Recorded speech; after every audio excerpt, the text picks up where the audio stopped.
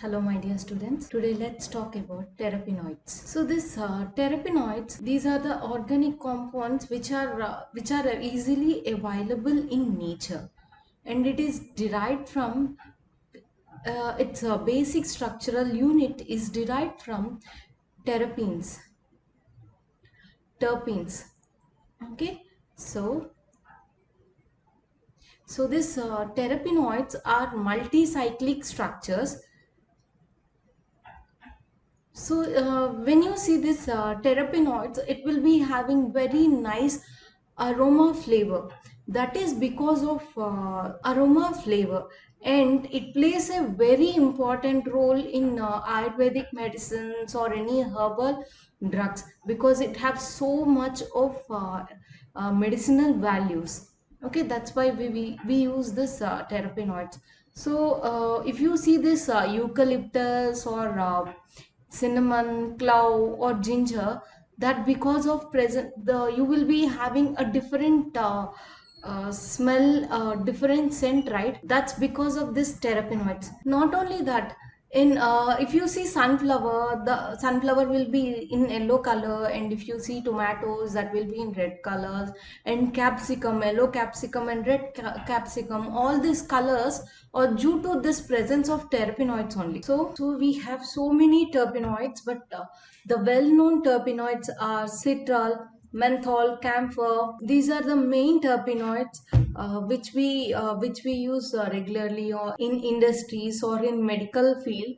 We use these types of terpenoids. These terpenoids will be having the main compound of these terpenoids are isoprenes.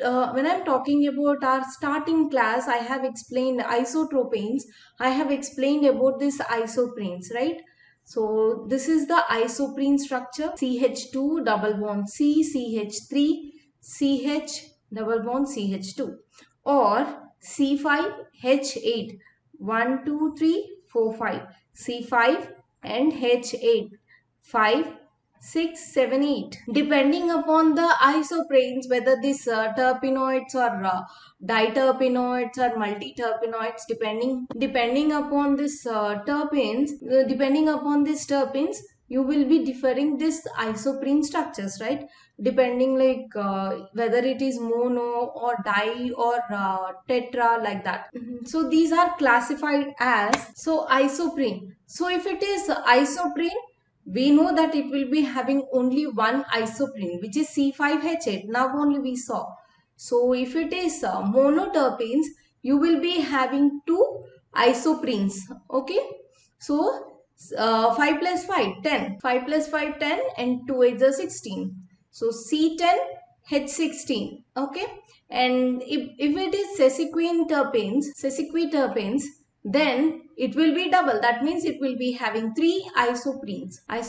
And if it is diterpenes, then it will be having four isoprenes. Okay. And if it is tri, then it is 6. And if it is tetra, that means 8.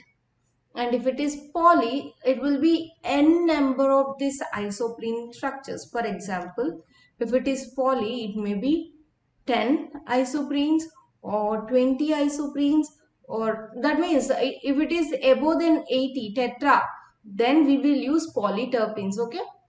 So it will be like 20, 30 isoprenes also you will be having. That's why it is called as multicyclic terpenes. Okay. So most of these terpenoids are colorless, and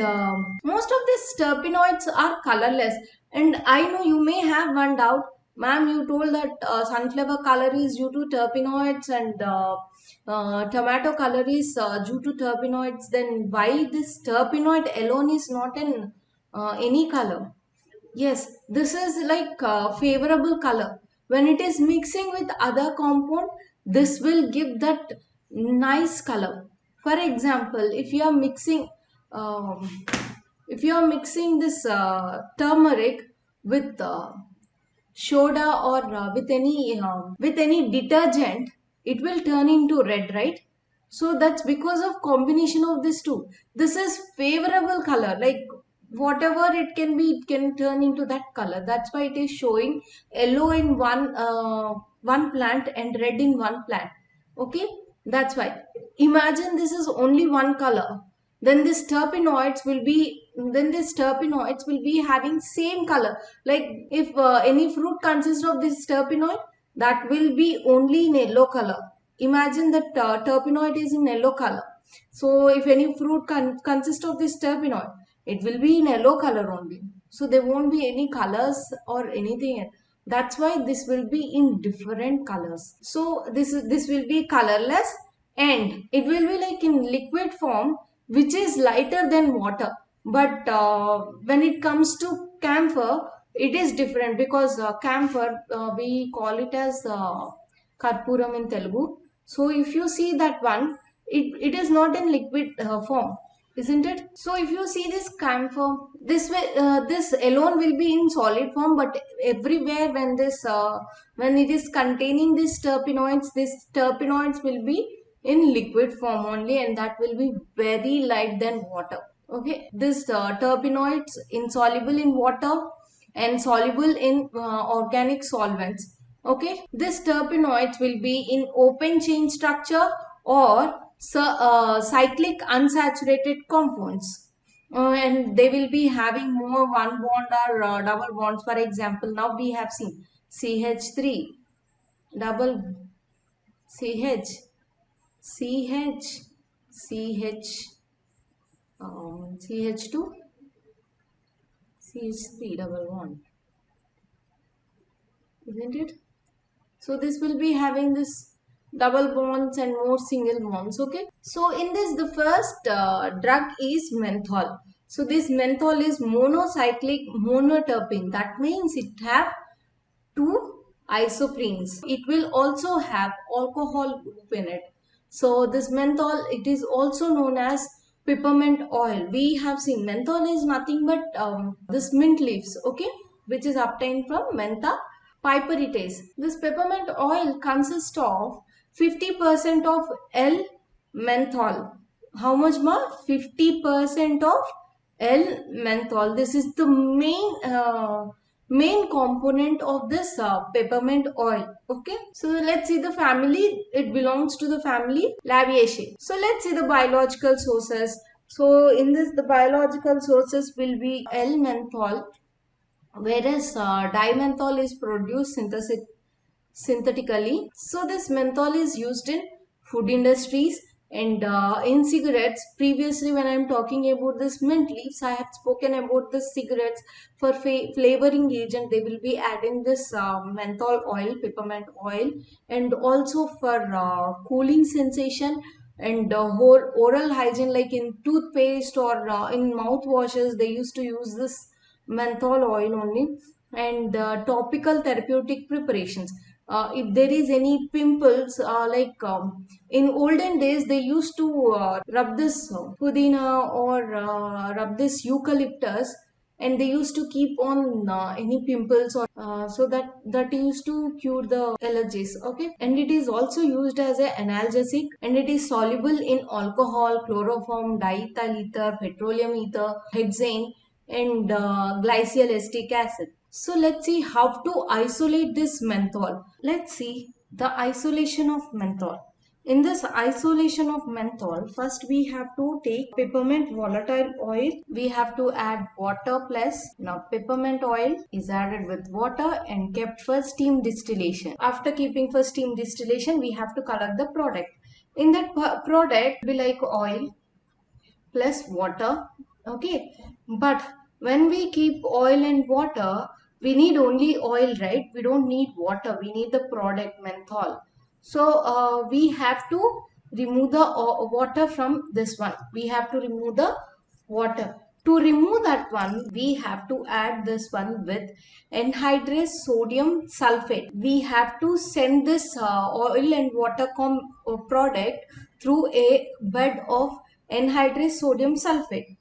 Okay, and after that you will be separated with oil, and water will be left over. So then we have to send this we have to freeze this oil at minus 60 degrees centigrade for 7 days. So in a plastic airtight container. So so in that oil, when we are freezing it, this menthol will become like a flaky crystals. So we will take this oil out after 7 days, and we will be filtering that one, and we will be separating this flaky crystals. Okay.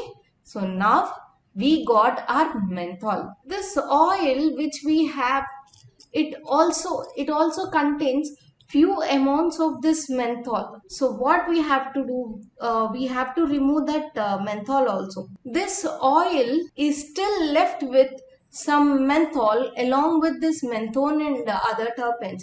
To remove this menthone from that one, we have to add this one with 8 grams of boric acid for 100 ml of oil. For 100 ml of oil, so we have to add, for 100 ml of oil, we have to add 8 grams of boric acid. So we have to add boric acid. So after that, we have to boil it for 3 hours, followed by distillation. So that's how we will remove this menthone also from this oil. We are removing this menthone from this oil again. Okay. So this menthol oil is again subjectified for saponification with 50 ml of sodium hydroxide, and we have to heat this one for 1 hour, and the resulting so after heating that for 1 hour, the remaining solution we will be collecting, and we will cool it again, and all the flaky crystals will form, because menthol will form this flaky crystals. So we will take that flaky crystals, and the one which have separated in this at starting also we have separated menthol, and now also we are separating menthol. We have to mix this both crystals, and then we have to dry it in desiccator. Desiccator is an instrument in which we will dry this crystals or any powders very easily. So before going into identification, I want to show you some video about this. So this is menthol, mint leaves. They are taking mint leaves, and they are inserting into a round bottom flask, and now they will be doing steam distillation. For doing steam distillation, they have to add this leaves with water,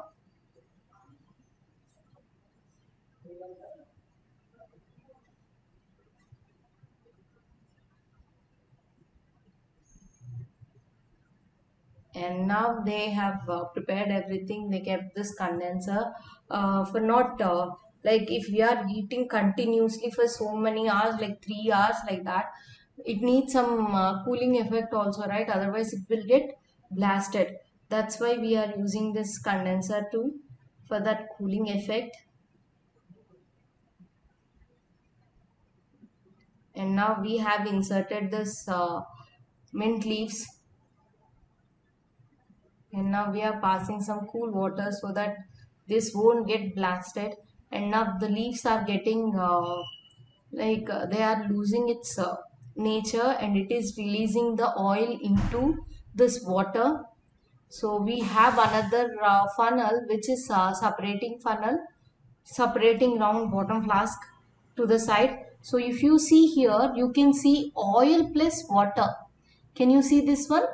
This is oil plus water. So now we have collected oil plus water in this round bottom flask.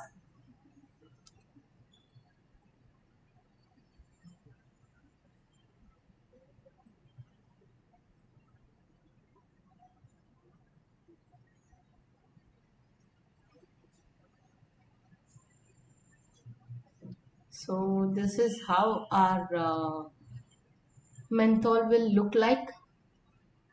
But in here we have taken this menthol, and we have separated oil and menthol. Sorry, we have taken this peppermint oil in our experiment, and we have separated menthol and water. But here we are taking this menthol from directly from mint leaves. Okay.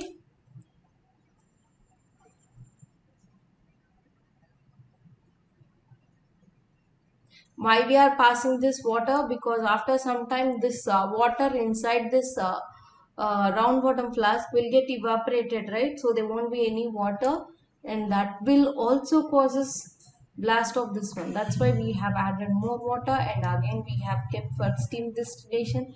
In remaining thing we are collecting in a separating furnace.